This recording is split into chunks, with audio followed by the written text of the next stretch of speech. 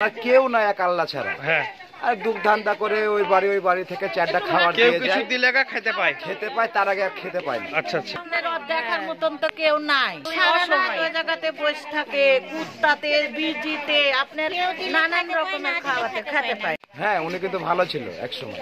সন্তানটা জন্ডিস হয়ে মারা যাওয়ার পরে ব্যাটার বকে ওনার জায়গাটা লিখে দেওয়ার পরে উনি কিন্তু অসহায়। এই আশেপাশের মানুষ 10 জনের ভিতরে 9 জনাই ওনাকে ঘৃণা করে, একজন হয়তো ভালোবাসে। হ্যাঁ হ্যাঁ।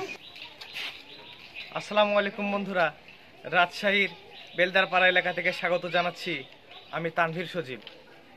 গতকাল রাতে আমার এক ব্যবসায়িক ভাই আমাকে ফোন দিয়েছিল যে ভাই, আপনি তো শহরে অনেক জায়গাতে কম্বল দিয়ে বেড়াচ্ছেন, মানুষকে সাহায্য করছেন, আমার এলাকাতে বেশ দুস্থ এক মানুষ আছে, তো আপনি গিয়ে তার সাথে দেখা করেন। আমি কাল রাতে এসেছিলাম এবং আজ আমি তাকে কথা দিয়েছিলাম যে আমি কালকে এসে আমি আপনার সাথে সাক্ষাৎ করে যাব এবং আপনার জন্য একটা শীত বস্ত্র এবং কিছু খাবার নিয়ে আসব। তো আজকে আমি এসেছি সেখানেই, রাজশাহী শহরের বেলদাপাড়া এলাকায়। তো চলুন সরাসরি তার সাথে সাক্ষাৎ করা যায়।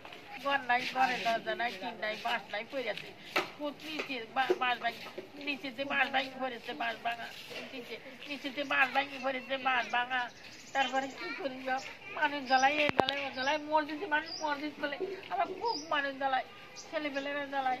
বন্ধুরা, আসলে ছেলেপেলেরা সবাই জ্বালায়। তিনি বলতে চাচ্ছে যে এটা তার ঘর, এখানে টিন নাই, বাঁশ নাই, খুঁটি নাই, লাইট নাই, তারপরে মানে বাচ্চারা তিনাকে জ্বালায়, মানে বিভিন্ন রকম সমস্যা। আমাকে কালকে এক ভাই বললো যে ভাই উনার সাথে গিয়ে সাক্ষাৎ করে আসেন। আমি কালকে রাতে এসেছিলাম, আমি কালকে রাতে এসেছি। আল্লাহ যা দিয়েছে তা দিয়ে আমি তার সাথে আমি একটা সহযোগিতার হাত বাড়িয়েছি এবং তাকে আমি কথা দিয়েছিলাম যে আজকে আমি আসবো এবং আমার সাধ্য মতো যতটুকু আমি পারি আমি নিজে দিব এবং আমি আশেপাশের মানুষজনকে, সমাজের মানুষজনকে তাকে সাহায্য করার জন্য আমি অনুরোধ করব। এই বয়োজ্যেষ্ঠ চাচির কথা হলো, তার যে স্বামী ছিল অন্ধ মানুষ ছিলেন, তিনি মারা গিয়েছে। একমাত্র একটা সন্তান ছিল, জন্ডিসে মারা গেছে, সেও জন্ডিস হয়ে মারা গেছে। এখন তার যে বসবাসের জায়গা সেটা হলো এই যে এই ঝুপড়ি একটা বাড়ি। তো বন্ধুরা, এই যে দেখতে পাচ্ছেন যে এই ঘরটাতেই তিনি থাকে। হ্যাঁ, এই যে যদি দেখতে পাচ্ছেন কিনা যে কল লাগানো আছে, এখানে ঘুমানোর মতো কোনো পরিস্থিতি নাই, সারা রাত তিনি এখানে বসে থাকে।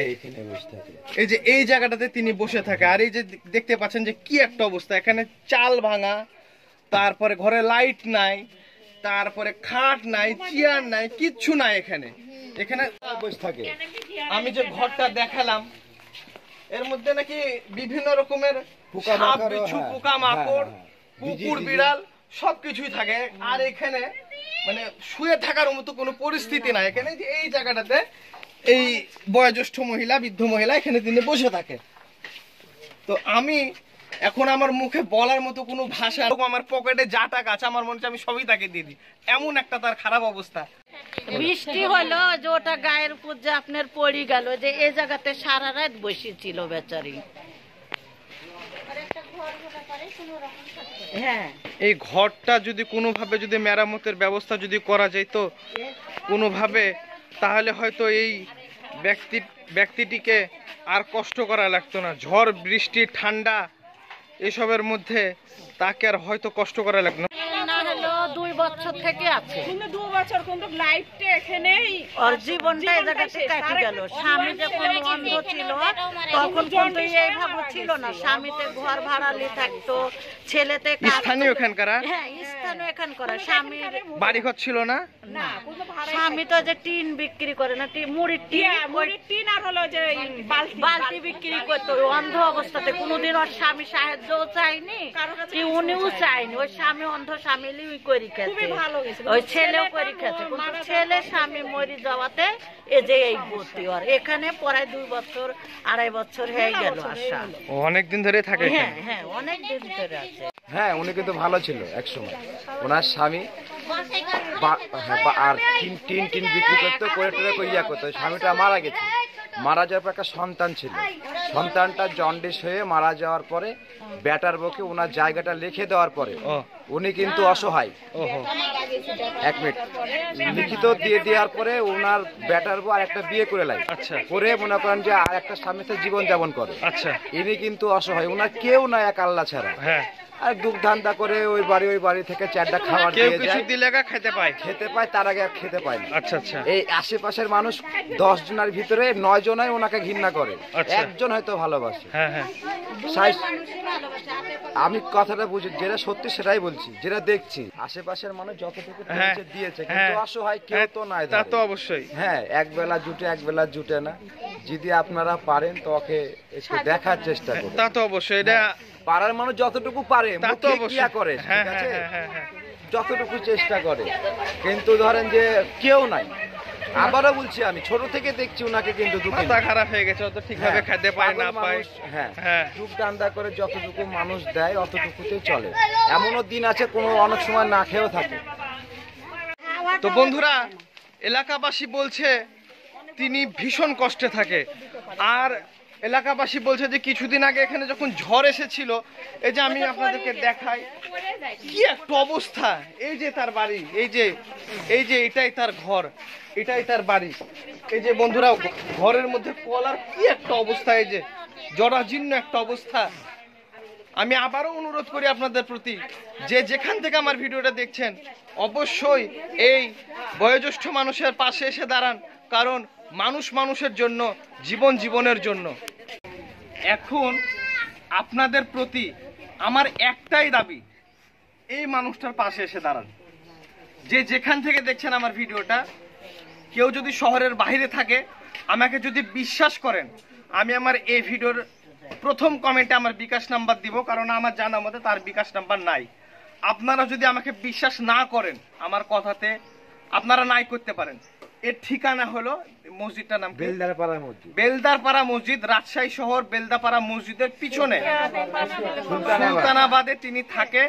আপনারা আসবেন, তাকে দেখে যাবেন, তার জীবনের যে করুণ পরিস্থিতি এসে পর্যবেক্ষণ করবেন। আমি এখানে বসে আছি, আমার গা হাত পা রীতিমতো কাঁপছে।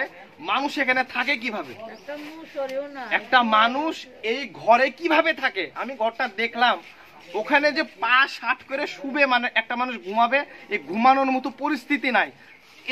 এরকম ভাবে বসে থাকা লাগে। সেখানে কুকুর, বিড়াল, বিভিন্ন রকমের পোকামাকড় বসে থাকে, মানে ওই রকমই এখানে মানুষ কিভাবে থাকে।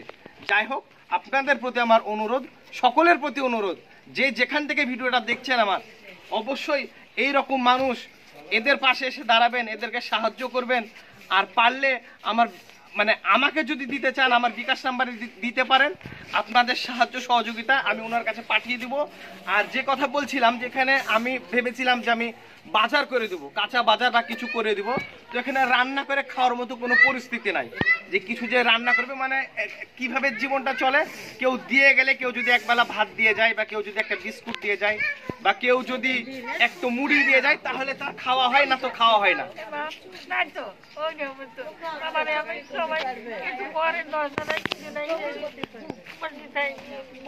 আর এই যে আমরা যে ঘরের মধ্যে এতগুলা লেপ তোষক জানালা বন্ধ করেও আমাদেরকে ঠান্ডা লাগে, এই ঘরটাকে আমি আরেকবার যদি আপনাদেরকে দেখাই, একটু ভালো করে আসেন, তাহলে দেখেন ঘরটার কি অবস্থা। একটু ভালো করে নিয়ত ভাই, এই দেখেন এগুলো সব নড়ছে। দেখেন দেখতে পাচ্ছেন কিনা জানেন? দেখেন ঘরের মধ্যে একটা কল, এখানেই তিনি থাকে। তাহলে এখানে একটা মানুষ শুবে কোথায়, দাঁড়িয়ে থাকবে কোথায়, কি করবে? এটাই তার জীবন। তো বন্ধুরা, এখন আমি আমার পক্ষ থেকে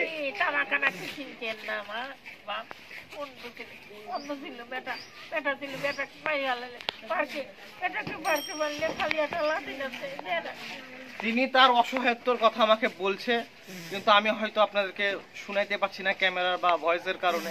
তিনি বলছে তিনি খুবই অসহায়, তার একজন স্বামী, তার একজন ছেলে, সকলেই মারা গেছে, তিনি একা বর্তমানে আছে। আমি আমার পক্ষ থেকে পার্সোনালি তার জন্য কিছু খাবার, শুকনা খাবারের ব্যবস্থা করেছি। এটা নেন, শুকনা খাবারের ব্যবস্থা করেছি। আর তার জন্য একটা আমি শীত বস্ত্র, কম্বলের আমি একটা ব্যবস্থা করেছি।